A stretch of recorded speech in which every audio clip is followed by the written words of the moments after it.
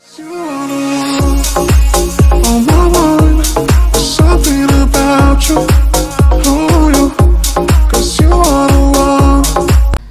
যৌথ প্রযোজনার নীতিমালা মেনে নিয়ে এর আগে শিকারী ছবিটি করেছি।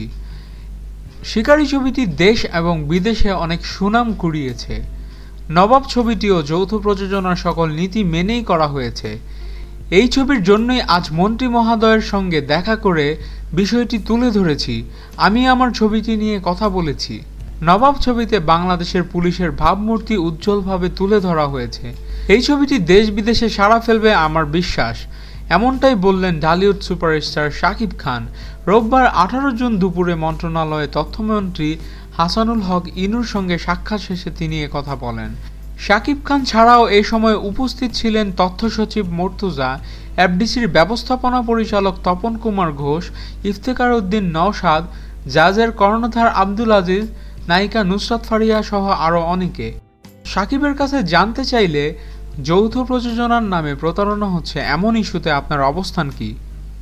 শাকিব বলেন, যৌথ প্রযোজনার নামে প্রতারণা করা হলে আন্দোলনের পক্ষেই আমার অবস্থান থাকবে। এক্ষেত্রে আমার অবস্থান খুবই পরিষ্কার, দেশের বিরুদ্ধে কাউকে ছাড় দেব না। শাকিব খান আরও বলেন, আমি বরাবরের মতোই সাফটা চুক্তির বিরোধিতা করছি, এখন করছি। আমাদের ইন্ডাস্ট্রি এখনও শক্ত অবস্থানে আসতে পারেনি। এই অবস্থায় সাফটার মাধ্যমে ছবি প্রদর্শন করা হলে আমাদের অনেক ক্ষতি হয়ে যাবে। এই বিষয়টি মন্ত্রী মহোদয়কে পরিষ্কারভাবে জানিয়ে দিয়েছি। বহুল আলোচিত রংবাজ ছবির উদাহরণ টেনে শাকিব খান বলেন, রংবাজ যৌথ প্রযোজনার ছবি, কিন্তু আমি এই ছবিতে বেশিরভাগ দেশি শিল্পীদের নিয়ে কাজ করেছি। আগে আমার দেশ, তারপর অন্য কথা। এদিকে বেলা 12টার দিকে বদিউল আলম খোকনের নেতৃত্বে শিল্পী সমিতির নেতাদের নিয়ে বৈঠক করেন তথ্যমন্ত্রীর সাথে। সঠিকভাবে নিয়ম নীতি না মেনে যৌথ প্রযোজনার ছবি নির্মিত হচ্ছে এ বিষয়ে তুলে ধরেন শিল্পী সমিতির নেতারা। মন্ত্রণালয়ের সূত্রে জানা গেছে, তথ্যমন্ত্রী দুই পক্ষেরই বক্তব্য শুনেছেন, তবে এই বিষয়টি কোনো সিদ্ধান্ত দেননি তিনি।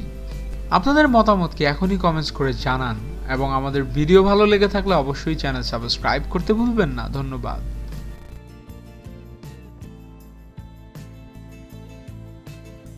Yeah.